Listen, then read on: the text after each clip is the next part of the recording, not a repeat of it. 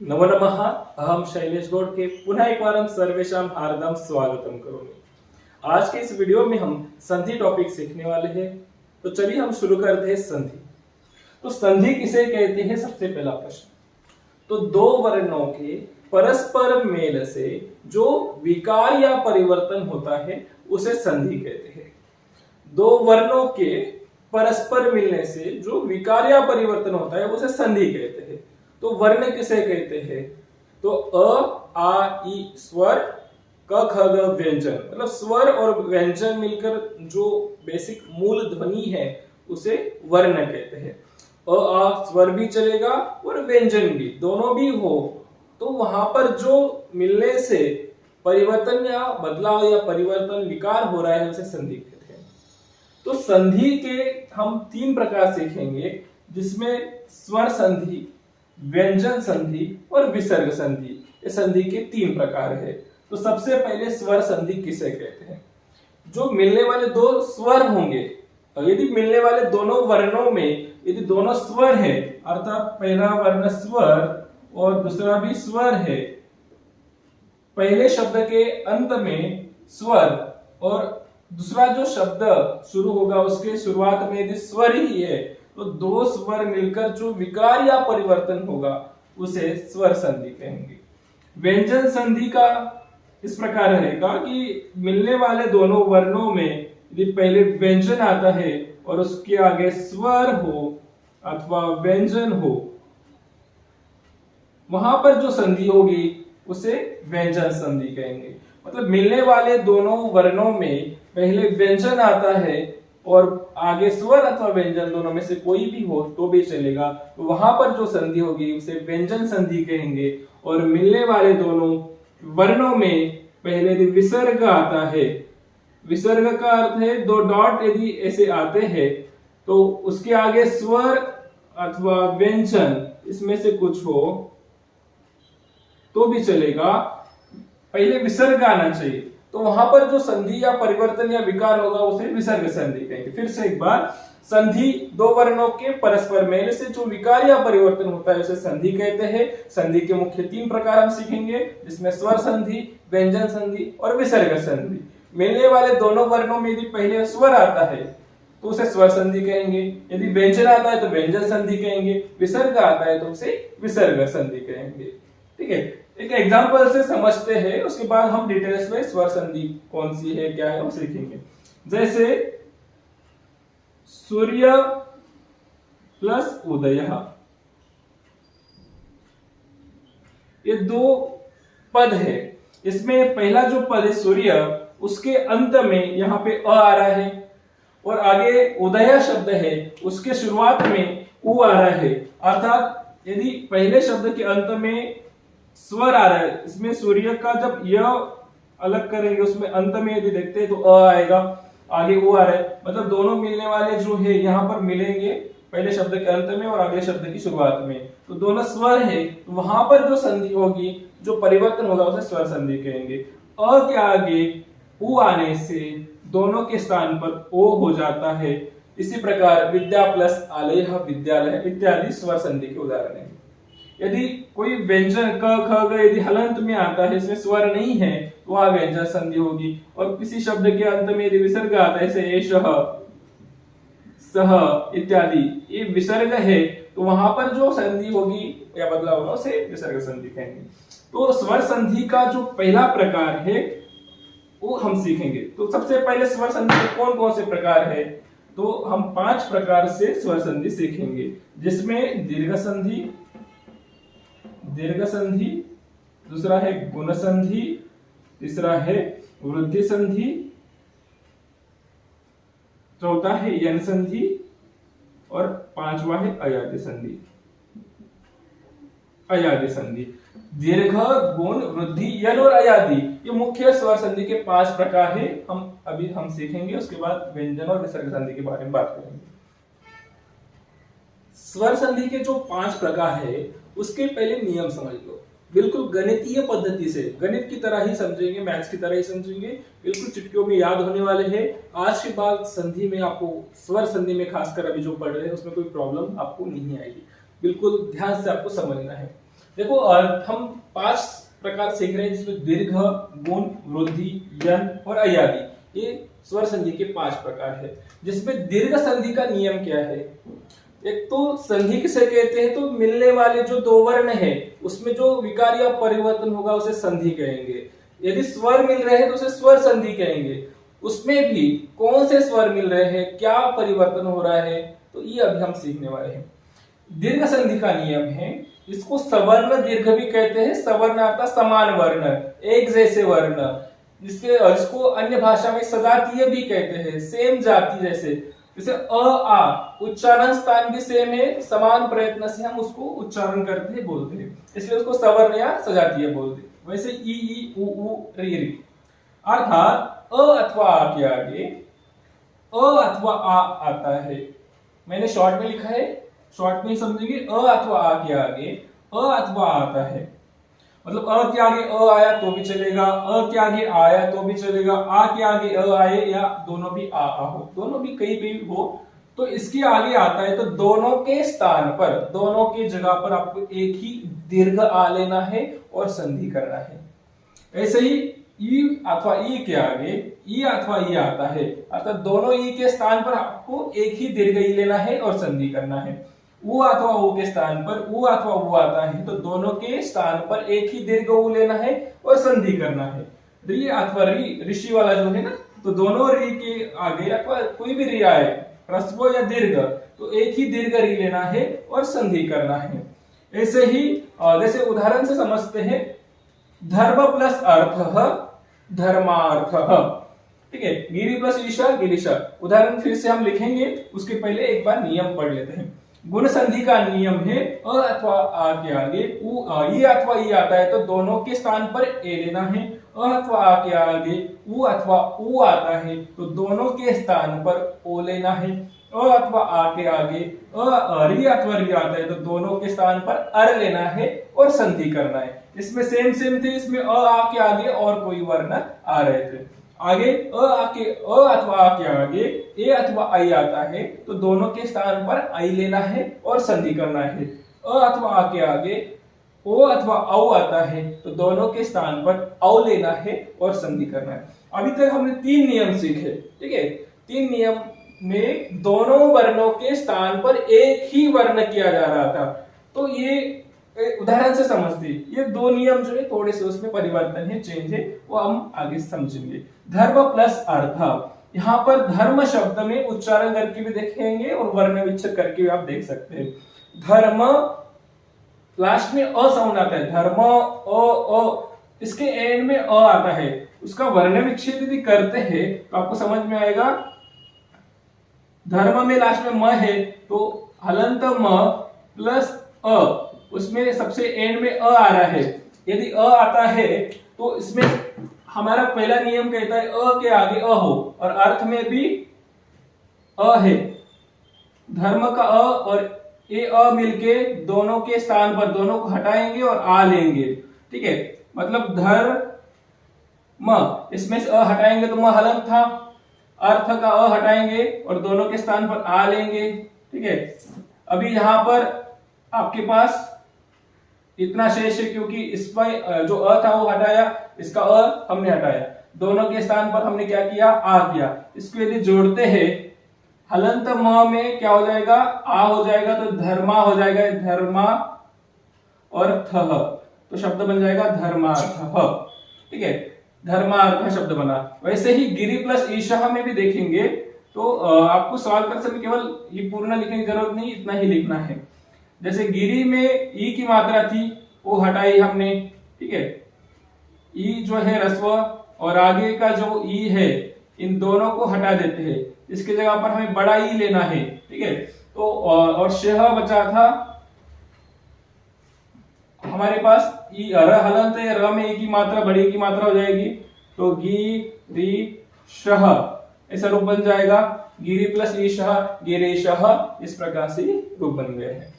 ऐसे सु प्लस उक्ति में यहाँ ऊ है, आगे ऊ है, तो हमारा नियम कहता है ऊ के आगे ऊ आए, ठीक है। दोनों सेम रस्व ऊ है, रस्व हो या दीर्घ कोई प्रॉब्लम नहीं है, तो दोनों ऊ के स्थान पर एक बड़ा ऊ या दीर्घ ऊ जिसको कहते हैं वो लेना है। तो आपको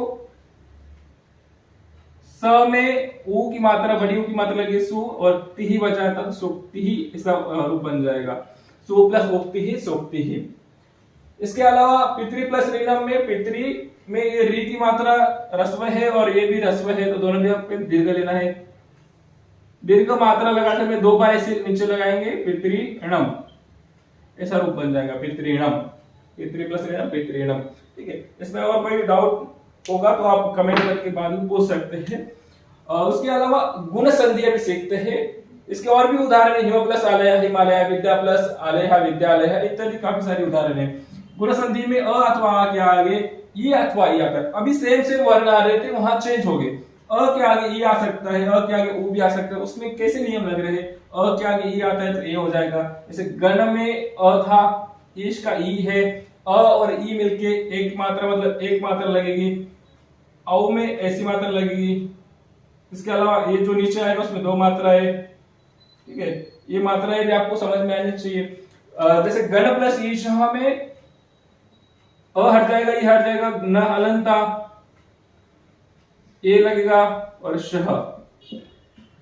इसको जोड़ेंगे, आपको ये नहीं लिखना है, बस समझाने के लिए मैंने समझाया। ग ने शह, इस प्रकार से रूप बन जाएगा गणेशः। वैसे रमा प्लस ईशा रमेशः, सुर प्लस इंद्र सुरेंद्रः, नरेंद्रः धर्मेंद्रः, महेंद्रः लंकेशः, सुरेशः रमेशः, इसी प्रकार से रूप बनेंगे। शैलेशः, शैला प्लस ईशः शैलेशः, मेरा ही नाम है। वैसे महा प्लस उदय, अभी यहाँ पर क्या है आप देख सकते हैं, आ है और आगे वो है, तो आपको ये भी समझ में आना चाहिए कौन सा नियम लग रहा है। आ के आगे ओ आने से क्या होगा, तो आ के आगे ओ आने से ओ होगा, तो यहां पर रूप बनेगा म। हा का आ हट जाएगा, हलंत रहेगा, ऊ भी हट जाएगा और ओ बनेगा, तो महो बन जाएगा, महो, और दया शेष महोदया रूप बन गया। ऐसे महा प्लस उत्सव महोत्सव, पर प्लस उपकार परोपकार, इसी प्रकार से रूप बन रहे हैं।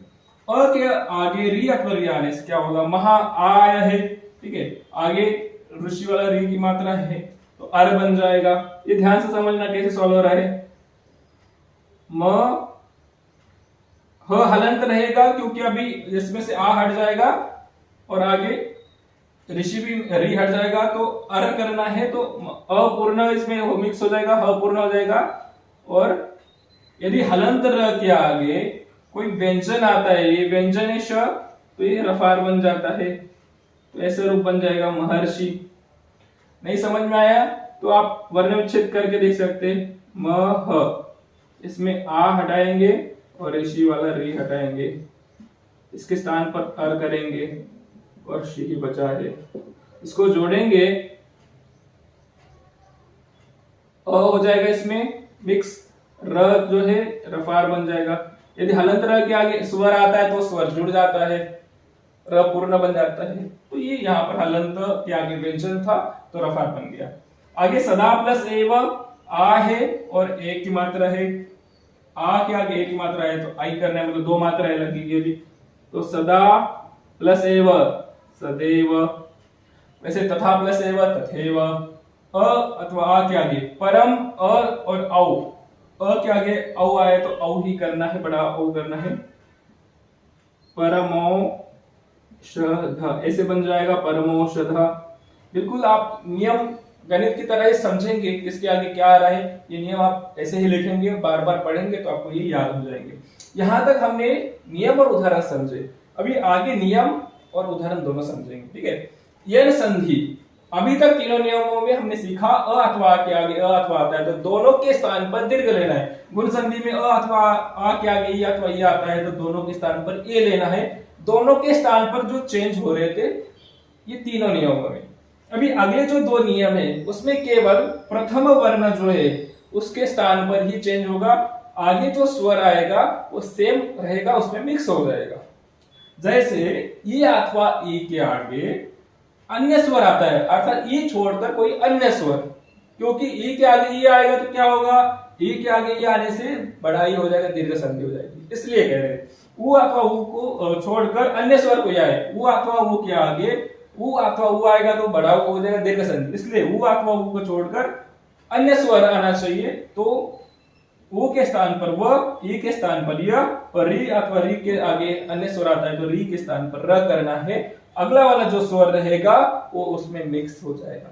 जैसे हलंत य बना, आगे अ आया तो उसमें मिक्स हो जाएगा, आ आया तो या हो जाएगा, उ आया तो यू, तो अलग अलग उसमें रूप बनेंगे। ठीक है, उसके उदाहरण समझ लेते हैं। इति प्लस आदि, यहां पर इस शब्द के अंत में ई की मात्रा है, भले वो यहां से लिखी हो लेकिन वो है तो ई की मात्रा अंत में, स्वर अंत में है। इति, ई उच्चारण करके भी आप वर्ण सुन सकते हैं, समझ सकते हैं कि कौन सा वर्ण अंत में। ई, इति, ई लास्ट में है, छोटी ई की मात्रा है तो आपको इस ई के स्थान पर क्या करना है, या करना है। आदि वाला आ जो है वो सेम रहेगा, ई हलंत त बचेगा, ई हटा दिया हमने, और आगे ई के स्थान पर यह करना है, वो भी कैसा है, हलंत है, और आदि, आदि ही विसर्ग भी है, तो वैसा हम करेंगे, इसको जोड़ेंगे। ठीक है, ई त और य, ई हलंत त था, जुड़ जाएगा य, और य पूर्ण हो जाएगा क्योंकि आगे आ है, इत्या बन जाएगा वो, और दिही, इत्यादि ही, ऐसा रूप बन जाएगा। ठीक है, इति प्लस आदि इत्यादि। अभी ये शब्द ज्यादा जल्दी समझ में नहीं आते हैं, जिनको नियम पता है उनको तो आसानी से आ जाएंगे। यहाँ पर इत्यादि का यह कहां से आया, ऐसा प्रश्न होता है, तो नियम है ई के आगे अन्य स्वर आता है ई छोड़कर, तो ई के स्थान पर यह किया जाता है। यहाँ पर तो ई था, वहां पर यह कैसे होगा, तो जब जोड़े हुए शब्दों को अलग कर रहे हैं, वहां पर तो यह है, यहाँ पर ई कैसे आया, तो ऐसे आपके मन में डाउट ना हो, आपको नियम अच्छे से समझ में आना चाहिए। उ के आगे, उ अथवा उ के आगे उ छोड़कर अन्य स्वर आए तो उ के स्थान पर व करना है। सु उ आया है और आगे स्वर है तो उस उ के स्थान पर व करना है। उ हटाएंगे, स आधा रहेगा, ऐसा लिखेंगे, उसमें व जुड़ जाएगा, वो भी आधा था, और आगे अ है तो मिक्स हो जाएगा, स्व बन जाएगा अल्पम, स्वल्पम मतलब कम, ऐसा रूप बन जाएगा स्वल्पम।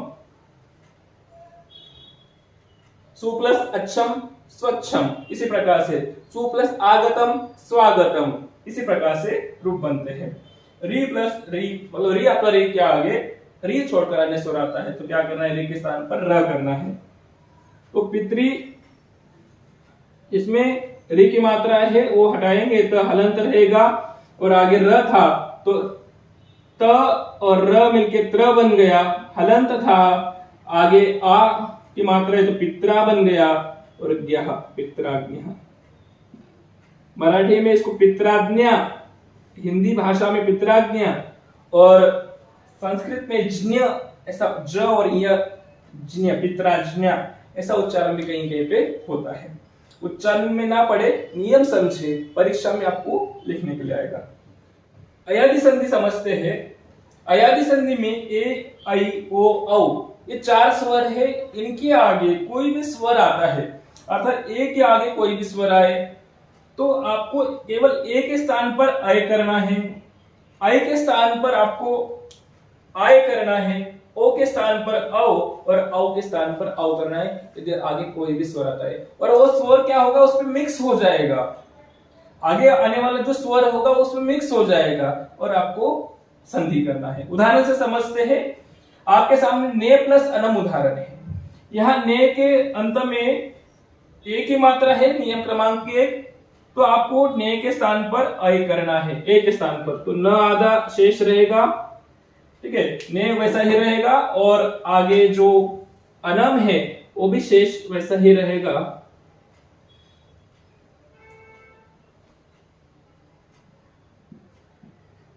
अनम भी वैसे ही रहेगा, और आपको ए के स्थान पर अय लिखना है, तो बीच में अय लिख लिया, इसको मिलाएंगे, जोड़ेंगे, तो न हलंत है उसमें अ मिक्स हो जाएगा तो न पूर्ण हो जाएगा, यह आधा है उसमें अ मिक्स हो जाएगा तो यह पूर्ण हो जाएगा, और नम बचा है आपके पास तो नम हो जाएगा, नयनम शब्द बन गया नयनम। ठीक है, अभी प्रश्न बनता है नयनम में ने कहां से आया, तो नियम ही वैसे है, एक स्थान पर अय हुआ और रूप बन गया नयनम। नयनम को संधि विच्छेद करने के लिए कहेंगे तो नय प्लस नम मोस्टली लिखते हैं, लेकिन नियम समझो, नियम कहता है जब अय हो रहा है, अय कब होता है कि पहले वाले स्वर में जहां पर इसको अय हुआ है, इसको वर्ण विच्छेद करके जब देखोगे तो अय आपको जहां से मिल रहा है तो उसके पहले वाले वर्ण में एक ही मात्रा लगेगी। नयनम में ने प्लस अनम होगा, नाई प्लस अकह, नाय कहा, वहां पर अय होगा, अय की मात्रा होगी तो अय हो जाएगा, तो न अलहंत, और आय में आय मिक्स हो जाएगा तो ना य भी हलंत, और आगे जो अकह है उसका मिक्स हो जाएगा तो अपूर्ण हुआ य, और कह रूप बन गया नायकः। नायका में यहाँ पर वर्ण विच्छेद करके या उच्चारण से आप समझ लोगे तो यहाँ आय हुआ है, तो आय कब होता है, तो नियम क्रमांक 2 आपको याद आना चाहिए। आय की मात्रा होगी, पहले जो न है उसमें आय की मात्रा प्लस यहाँ पे यह हलंत है, ठीक है। नियम में कहते हैं कि यह हलंत रहेगा तो यह हलंत करेंगे और उसमें जो अ है वो आगे लिखेंगे, और कह जो था वो लिखेंगे, तो नायका, नाई प्लस अकह नायका। ऐसे आपको दोनों संधि भी करना और विच्छेद करना भी आना चाहिए। तो भो प्लस अनम, ओ के आगे कोई भी स्वर आता है तो औ करना है, तो भो में भ हलंत हो जाएगा और आपको अव करना है, अव लिख लिया, और आगे जो है अनम वैसे ही लिखा तो रूप बन जाएगा भवनम। तो यहाँ पे अव हुआ है, अव कब होता है ये आपको समझ में आना चाहिए, ठीक है। वैसे पौ प्लस अकह, अव की मात्रा है तो आपको आव करना है, प हलंत हो जाएगा प्लस आव, प्लस प्लस लगाने की आवश्यकता नहीं, और जो आगे है अकह तो रूप बन जाएगा पावकः। ऐसे ही रौ प्लस अनः रावणः इत्यादि कई सारे ऐसे उदाहरण आपको मिलेंगे। ये नियम अच्छे से आपने समझे हैं तो आपको स्वर संधि सॉल्व करने में कोई भी प्रॉब्लम नहीं आएगी। भले ही वो जुड़े हुए शब्द है उसको अलग करना हो या अलग किए हुए शब्द है उसको जोड़ना हो, तो नियम के हिसाब से आप आसानी से कर सकते हैं। आपका काम है इसको अच्छे से चार्ट बना के आप नोटबुक में लिखिए और उसको सॉल्व करें। ये यहाँ पर लिखते समय गलती हुई थी, शुरुआत में आय उसको मैंने सुधार के आय किया, वहां औ लिखा था तो औ ना होकर आय वहां पर है, ठीक है। तो आप उसको सुधारेंगे यदि आपने गलत लिखा हो शुरुआत में। तो बाकी अच्छे से आपने संधि सीखी है, इसके आगे की संधियां अभी हम सीखेंगे। तब तक के लिए धन्यवाद। मिलते हैं पुनः अगली वीडियो में।